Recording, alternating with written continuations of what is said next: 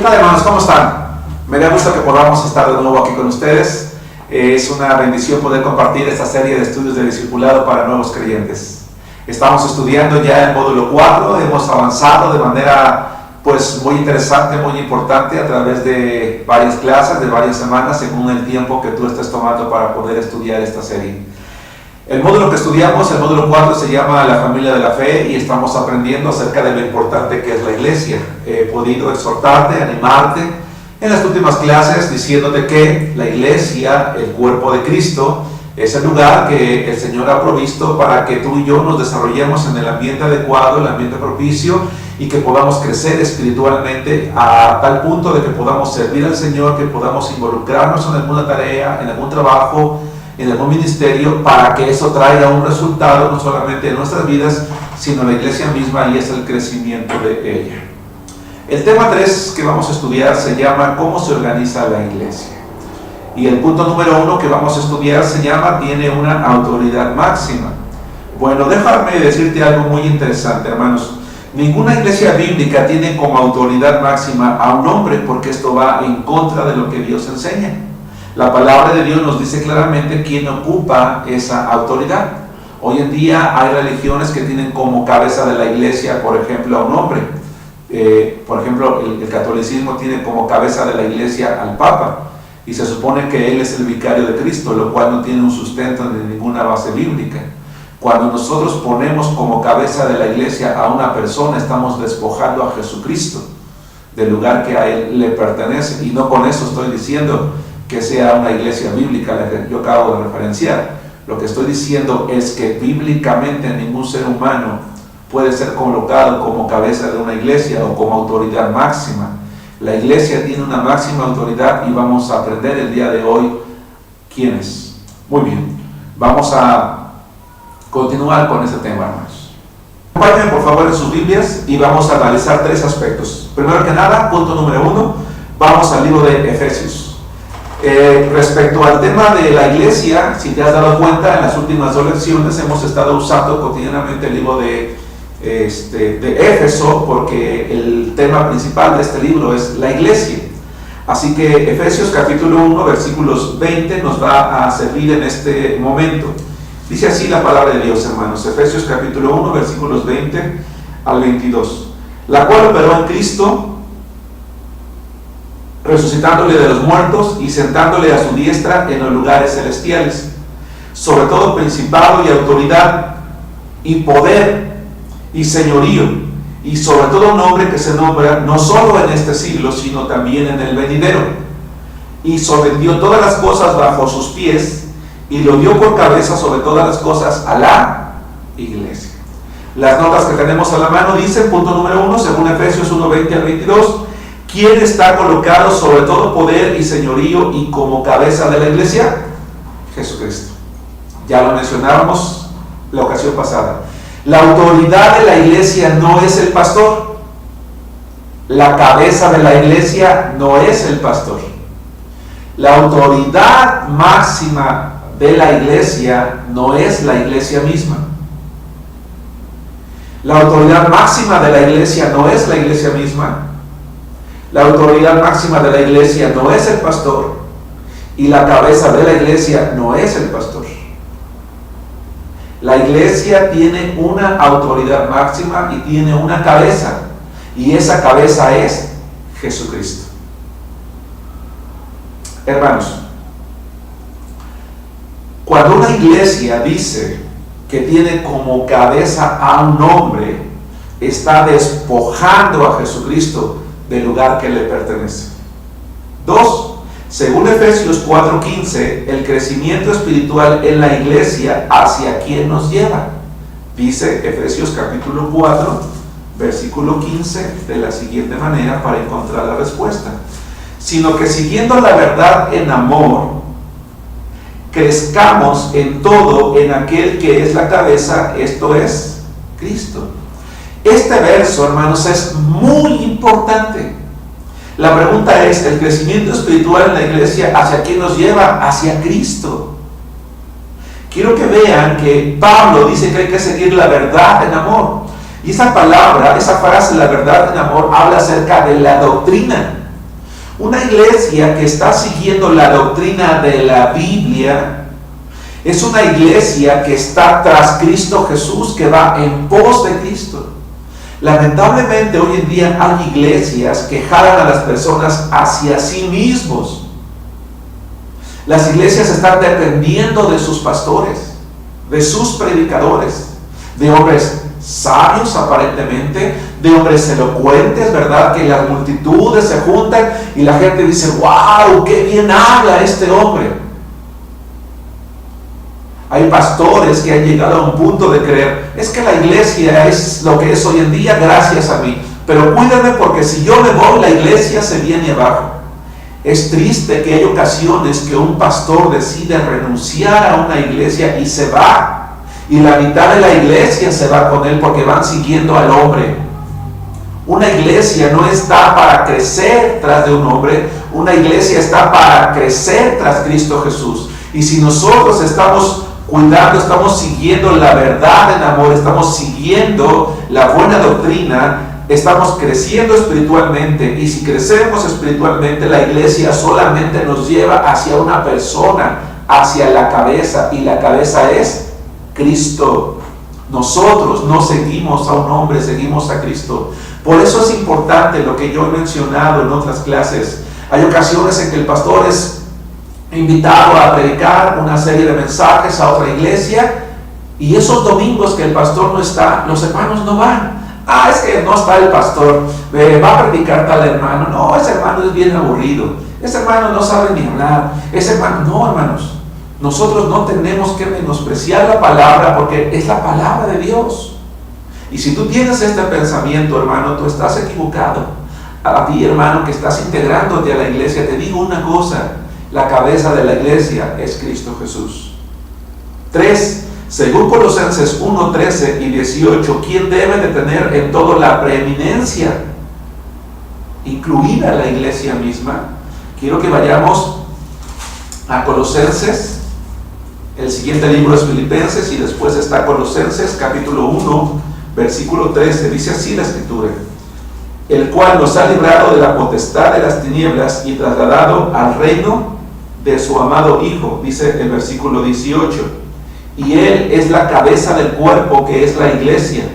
Él, que es el principio, el primogénito de entre los muertos, para que todo tenga la preeminencia, el primer lugar, el lugar de privilegio, el privilegio ante todo, Cristo Jesús.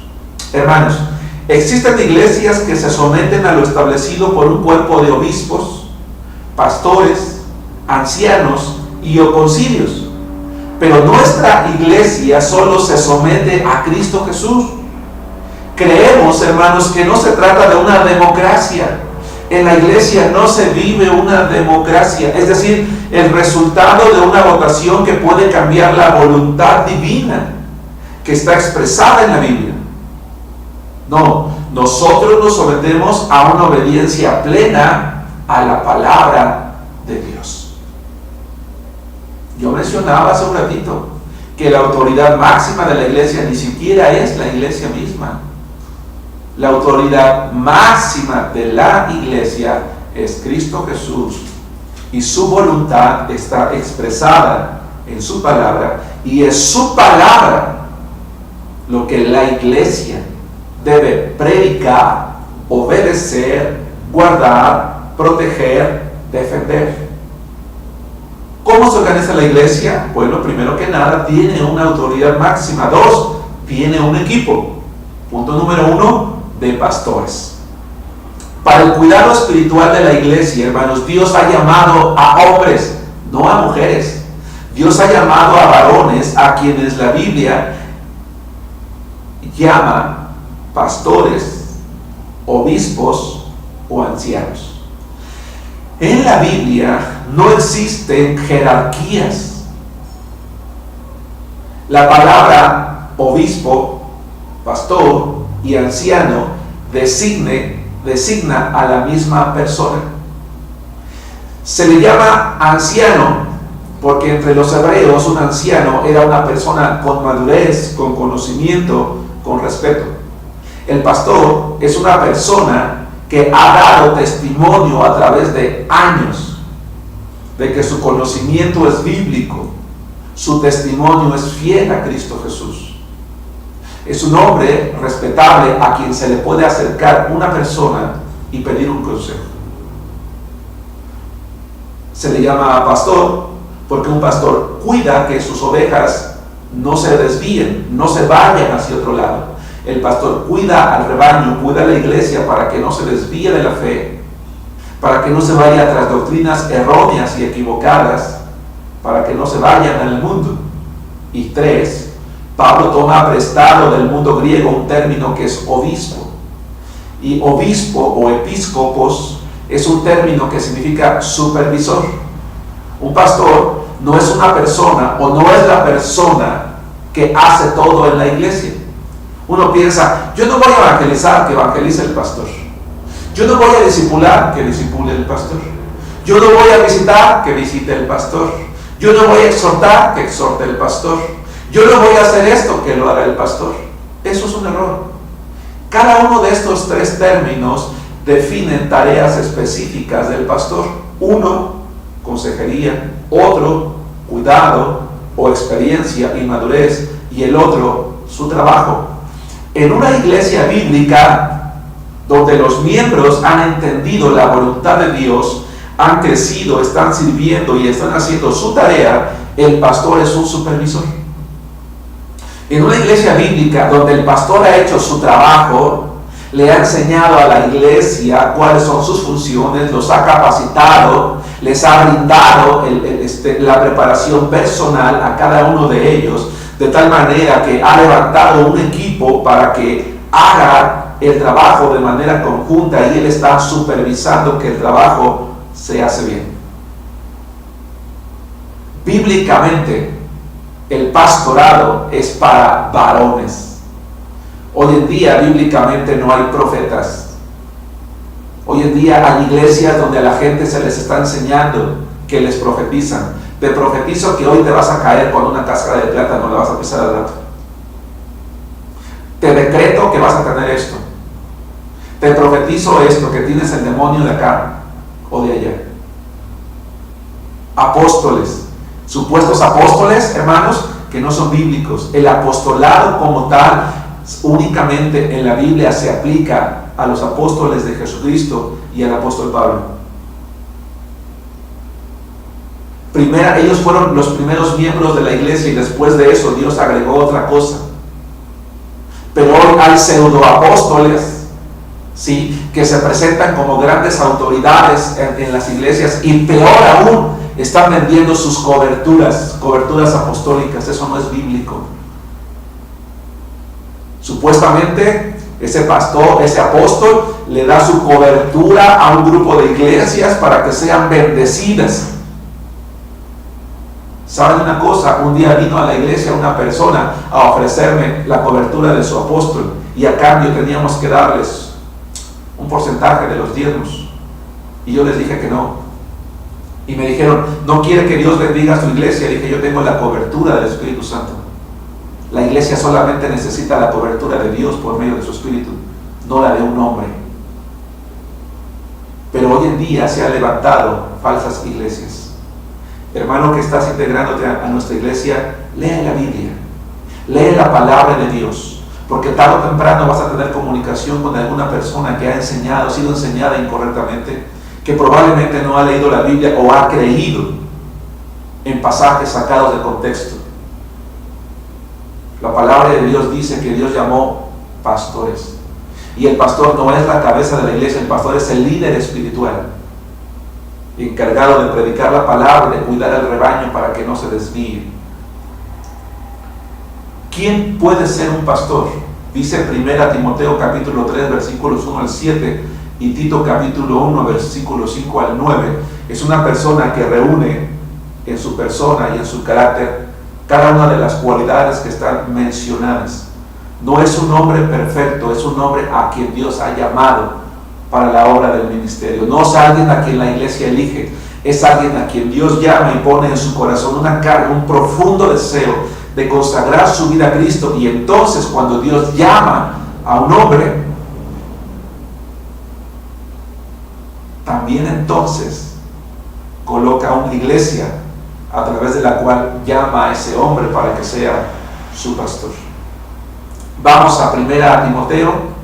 Debo adelantarles, hermanos, que no vamos a examinar o interpretar a profundidad este pasaje porque estamos en una clase de discipulado para nuevos creyentes.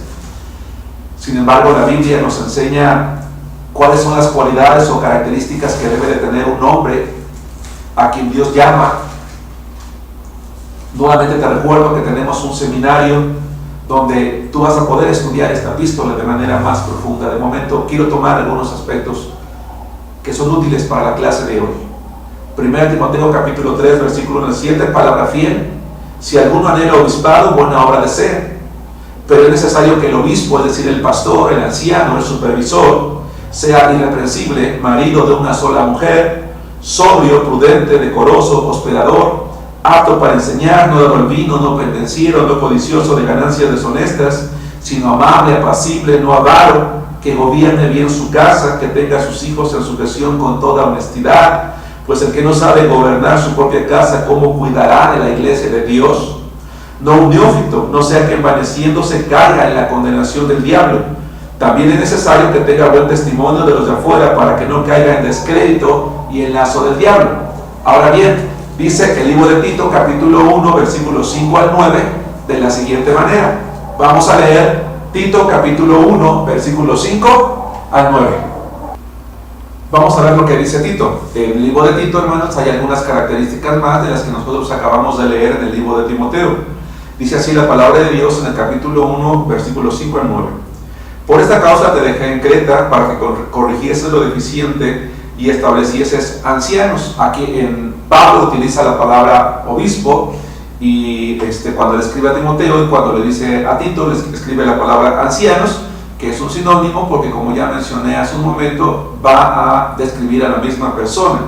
Dice: en cada ciudad, así como yo te mandé, el que fuere irreprensible, marido de una sola mujer, y tenga hijos creyentes que no estén acusados de disolución y de rebeldía, porque es necesario que el obispo dé el cambio de anciano a obispo, porque es la misma persona, sea irreprensible como administrador de Dios, no soberbio, no iracundo, no dado al vino, no pendenciero, no codicioso de ganancias deshonestas, sino hospedador, amante de lo bueno, sobrio, justo, santo, dueño de sí mismo, retenedor de la palabra fiel, tal como ha sido enseñada, para que también pueda exhortar con sana enseñanza y convencer a los que contradicen. Estos dos pasajes de la Biblia nos refieren varios aspectos interesantes. Primero que nada, la Biblia nunca enseña que un hombre que se consagra a Dios tenga que ser soltero o tenga que guardar el celibato, como dicen algunas religiones. No, un hombre puede ser casado, un hombre que es llamado por Dios para el ministerio pastoral es un hombre que puede ser casado. Sin embargo, la palabra de Dios indica una serie de características: es un buen esposo, un buen padre, un buen gobernador de su casa, para que pueda dar testimonio y de esa manera cuidar a la iglesia. Y una serie de características que están referidas, como el hecho de la madurez espiritual, el conocimiento bíblico, en cuanto a su comportamiento respecto a sí mismo, hacia las demás personas, hacia las personas de afuera. Ahora, algo interesante es que Pablo le dice a Timoteo: si alguno anhela obispado, buena obra desea. Es decir, si hay un varón dentro de la congregación que anhela, que desea, que tiene un sentimiento profundo, un anhelo tal por servir al Señor, que siente en su corazón, ¿verdad?, ese llamado de parte de Dios y se esfuerza en alcanzarlo porque es un hombre de oración, es un hombre que predica la palabra, es un hombre que sirve, es un hombre que está involucrado, es un hombre que le agrada a servir al Señor. Pues entonces Dios está llamando a ese varón para que sea un pastor, ya sea en su iglesia, ya sea en alguna otra iglesia. Y entonces Pablo dice: cuida que tenga estas características, estos atributos, estas habilidades de parte de Dios, para que la iglesia pues no sea desviada. Me llama la atención que cuando Pablo escribe a Tito, dice que el pastor debe de ser retenedor de la palabra fiel. Un varón que es llamado por Dios para pastorear una iglesia debe de ser retenedor de la palabra fiel, es decir, debe de mantenerse siempre enseñando la sana doctrina. ¿Qué pasa si en un momento dado el pastor empieza a enseñar algo que no está en la Biblia, algo que la palabra de Dios no enseña? Pues entonces la iglesia tiene la responsabilidad de sustituir a ese pastor, de quitarlo. ¿Por qué? Porque no está enseñando la palabra de Dios. Entonces, la iglesia, para que funcione, está organizada de tal manera que tiene un equipo, primero que nada, de pastores. En la Biblia, habitualmente las iglesias tenían todo un equipo de pastores. Y esto es un reto importante que las iglesias de hoy debemos de tener, porque debemos de ser fieles en nuestros diezmos y ofrendas para poder sostener a un grupo de pastores si es que el tamaño lo amerita. Para que una iglesia sea bien cuidada, necesita siempre un grupo de pastores, hermanos, que estén a cargo de ella. Quiero insistir de nuevo, actualmente ya no existen apóstoles ni profetas, y la función pastoral no es para damas. Por la función de liderazgo, tanto en la familia como en la iglesia, es para el varón. Dice 1 Corintios capítulo 11. Podríamos entrar en discusiones sobre este tema. No es mi propósito hacerlo, hermanos, porque no es algo que pueda incluso discutirse. Así que si tú eres una hermana que en tu iglesia hay pastoras o hay apóstoles o hay profetas, pues mira, yo lo respeto, pero la Biblia no lo enseña. No es algo que la palabra de Dios diga.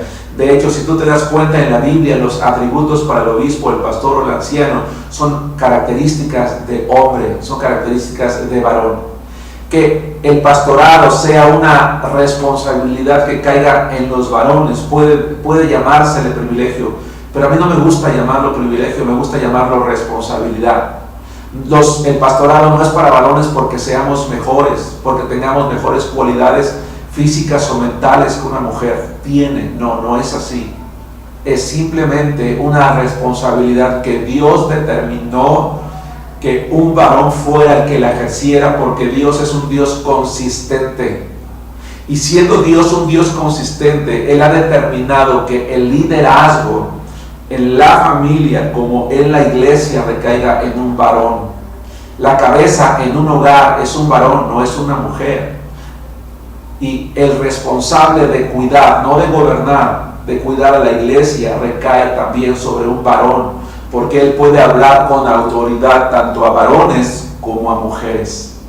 Dice la palabra de Dios en 1 Corintios capítulo 11, versículo 3, pero quiero que sepáis que Cristo es la cabeza de todo varón, y el varón es la cabeza de la mujer, y Dios la cabeza de Cristo. Que quede claro, no es por cualidades o capacidades. Hay mujeres con muchas cualidades y con muchas capacidades. Eso es algo que yo respeto y admiro y reconozco, y me da gusto que lo haya. Pero el Señor habla de varones. Habla de varones que gobiernan su casa. El pastor gobierna. Si fuera una mujer, entonces una mujer pastora diría, no, es que eso no es aplicable para mí porque yo no voy a gobernar. ¿O acaso una mujer por ser pastora va a gobernar su casa? Porque la palabra de Dios dice que debe de gobernar bien a su hogar. No, hay una contradicción allí, y Dios no va a contradecir con su palabra lo que ordena en otra palabra, en otra escritura. Dios es un Dios consistente. Esto no se trata de igualdad en género, hermanas amadas. No se trata de decir que para Dios todos somos iguales. Claro que somos iguales. Es cierto que la Biblia dice que ante Dios no hay varón, ni mujer, ni siervo, ni libre. Sí, humanamente hablando, como individuos, como personas, somos iguales ante Dios. Son coherederas de la gracia de Cristo Jesús, las mujeres como los varones. Eso es un hecho.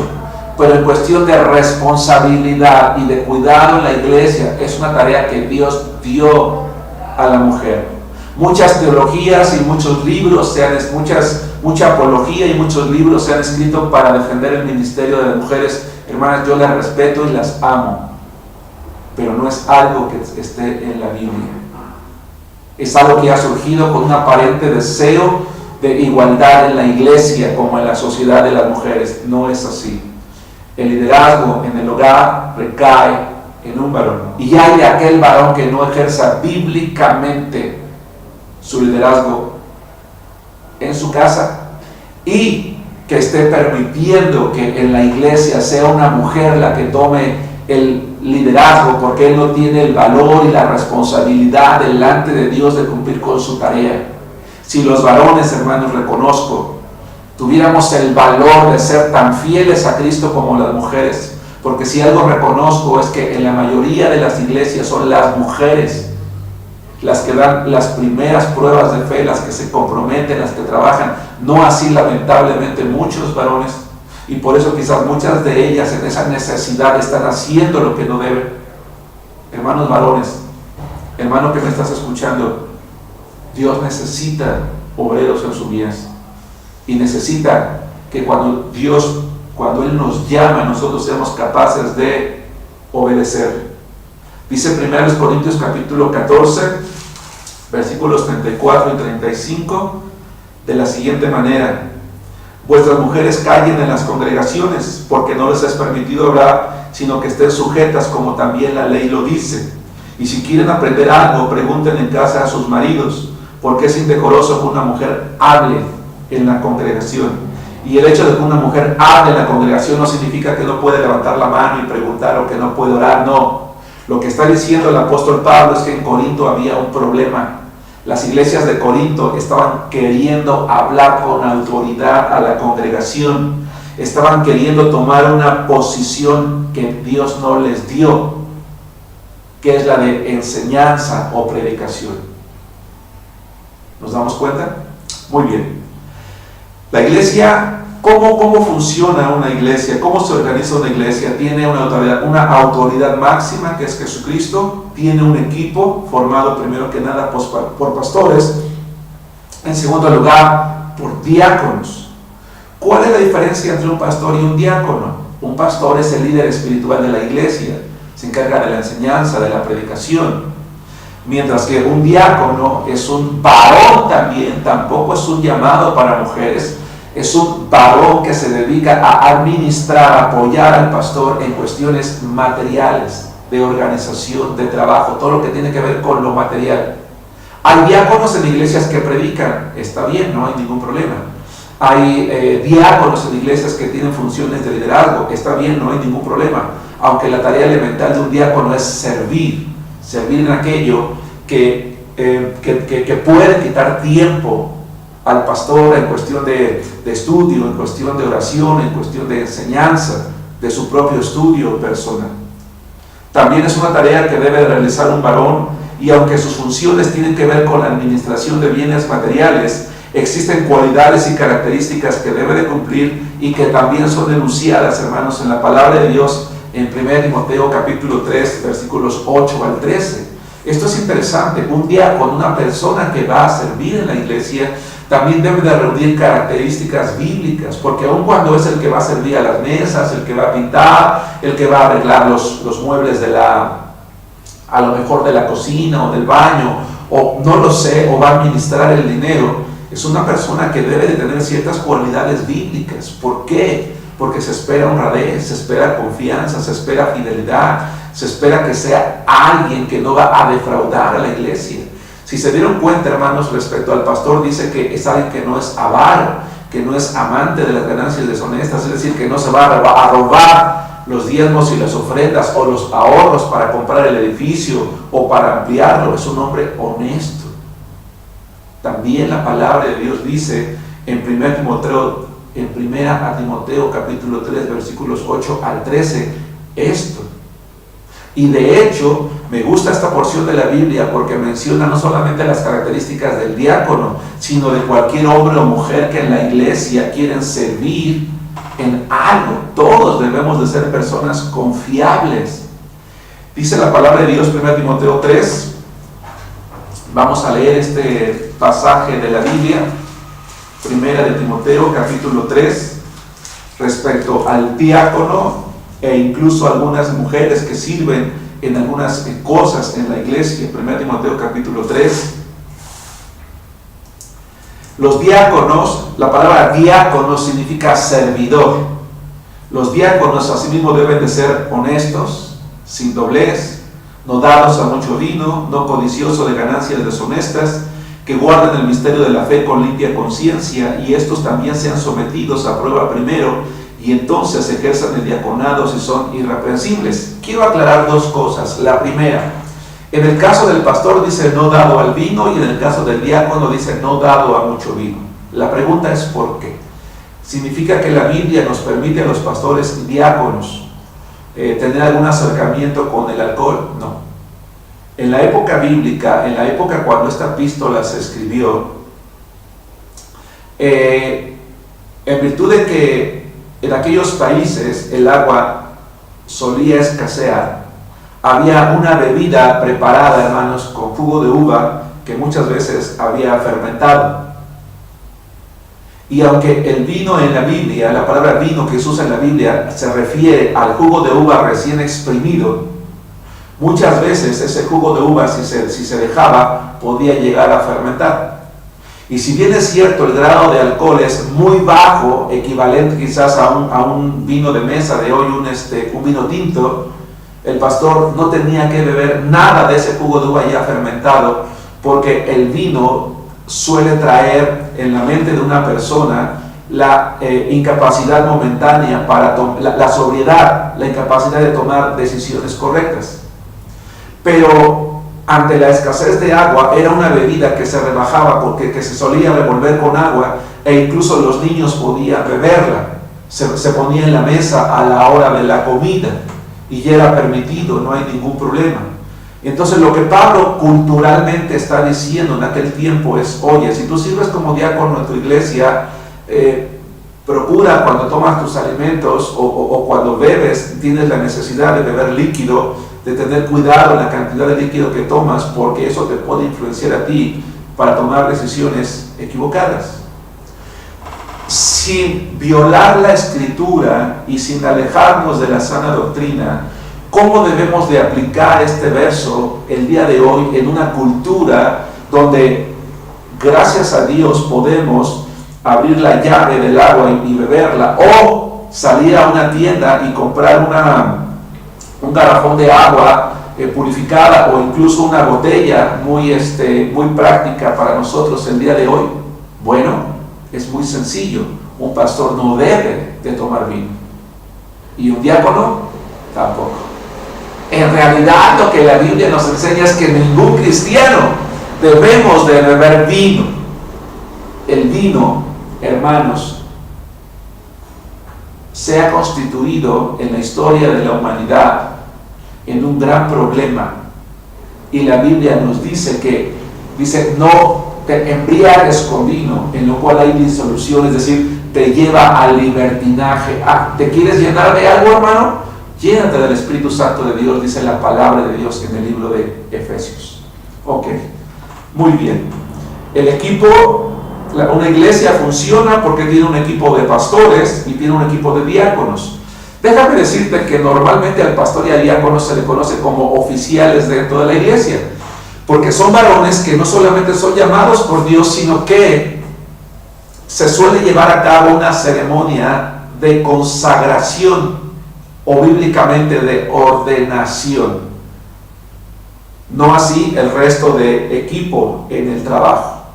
Incluso el verso que estábamos leyendo hace rato dice: las mujeres asimismo sean honestas, no calumniadoras, sino sobrias, fieles en todo. No se está refiriendo a mujeres diaconisas. En las iglesias hay mujeres que sirven, y Pablo dice: oye, aprovechando que te estoy hablando de esto, por cierto, las mujeres que sirven también deben de ser de buen testimonio.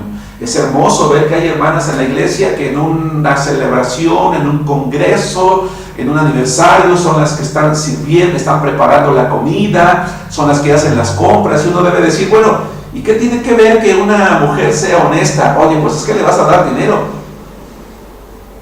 Sobria, que toma buenas decisiones, que ya no tienes que ir a la cocina corriendo porque ya se están agarrando las hermanas, decimos en México, del chondo.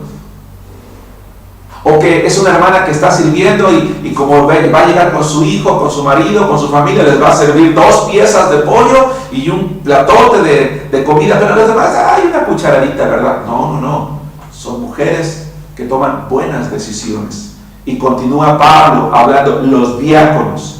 Por eso es interesante que cuando Pablo hace un paréntesis, habla mujeres, y cuando él decide seguir hablando de quien viene hablando, vuelve a decir: los diáconos sean maridos de una sola mujer y que gobiernen bien sus hijos y sus casas, porque los que ejerzan bien el diaconado ganan para sí un grado honroso y mucha confianza en la fe que es en Cristo Jesús.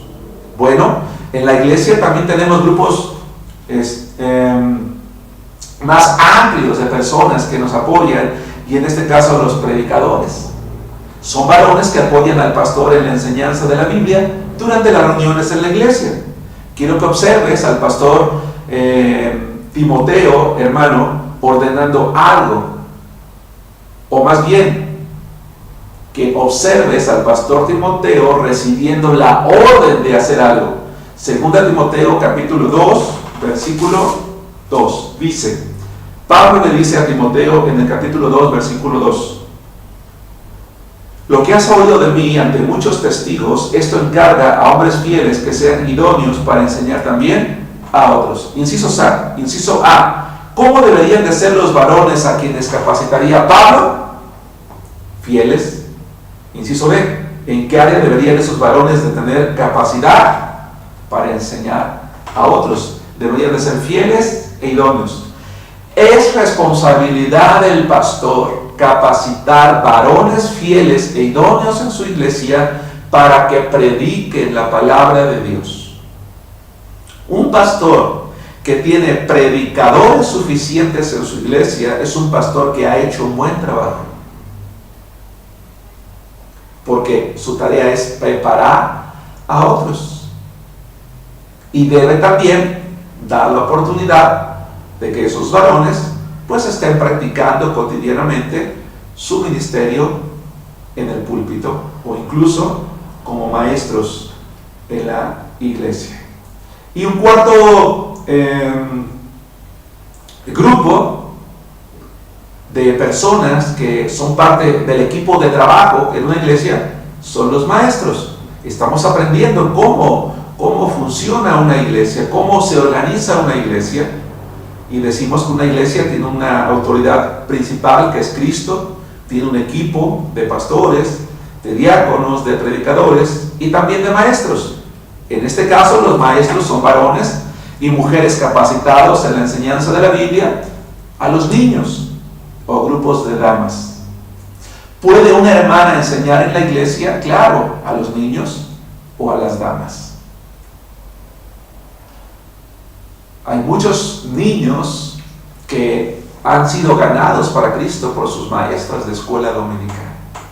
Y es una gran bendición contar en nuestra iglesia con maestras dominicales, con maestras de escuela dominical que han hecho un excelente trabajo, no solamente el domingo, sino también los miércoles. El miércoles también tenemos un equipo muy bonito de hermanas consagradas que hacen un excelente trabajo en nuestra iglesia.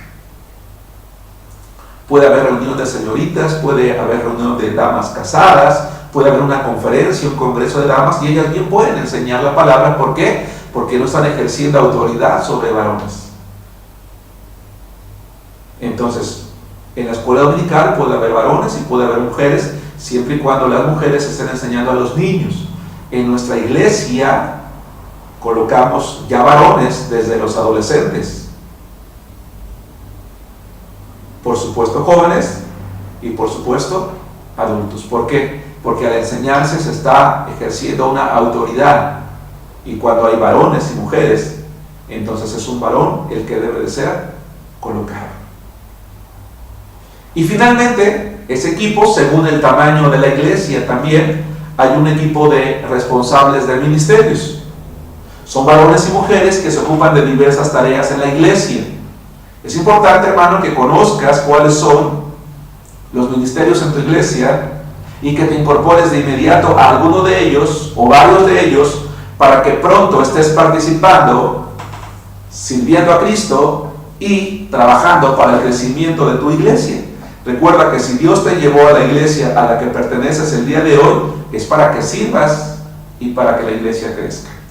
En nuestro caso, sobre todo porque de manera primaria esta serie de estudios de discipulado para nuevos creyentes está destinada a miembros de nuestra iglesia, y de manera secundaria y complementaria como un apoyo a iglesias en el mundo, a muchas iglesias. Quiero decirles que nuestra iglesia actualmente cuenta con 18 ministerios, y estos son el ministerio de evangelismo, el ministerio de misiones transculturales, el ministerio de oración, el ministerio de obras de teatro, el ministerio de jóvenes trabajando para Cristo, el ministerio de matrimonios, el ministerio de adultos mayores, el ministerio de discipulado, el ministerio de visitación, el ministerio de alabanza, el ministerio de mantenimiento, el ministerio de niños, el ministerio de dirección de cultos, el ministerio de discipulado de niños,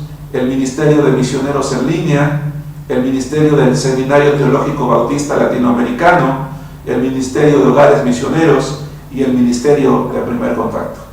Hermano, si tú te congregas en la iglesia en Arenal, puedes participar en uno o varios de estos ministerios. Debo adelantarte que hay ministerios en los cuales debes de tener cierta preparación bíblica, cierto tiempo, pero seguramente hay otros en los que tú te puedes involucrar de manera inmediata, y con el tiempo, por supuesto, y con la preparación que vas a estar recibiendo en nuestra iglesia, seguramente, y por supuesto también con tu deseo de servir a Cristo, vas a poder participar en algunos otros que de momento quizás no puedas hacerlo, como por ejemplo, a lo mejor el de misioneros en línea.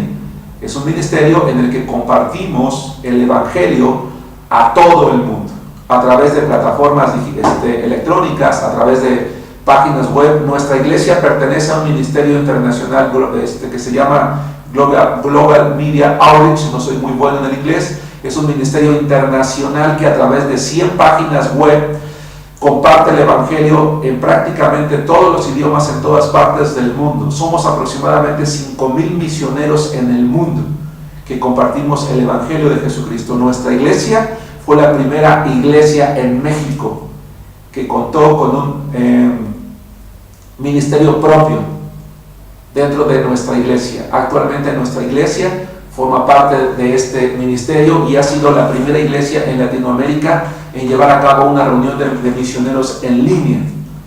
Misioneros de muchas partes del mundo somos parte de este ministerio y es parte del trabajo también en nuestra iglesia. Y para él, pues necesitas tener ya un poquito de conocimiento, de experiencia en la consejería, pero sin duda un día vas a poder ser parte de él o de algún otro, como el ministerio de discipulado, por ejemplo. Hermanos, me da mucho gusto que continúen con nosotros. Es una bendición poder participar con ustedes en el conocimiento de la palabra de Dios. Como siempre lo hago, les recuerdo que tenemos un seminario al cual ustedes pueden participar e inscribirse. Las inscripciones están abiertas. Es el Seminario Teológico Bautista Latinoamericano, que ofrece la especialidad de bachillerato en teología y licenciatura en teología. Pide informes, escríbenos. Estamos para servirte, hermanos. Que Dios les bendiga. Hasta la próxima clase.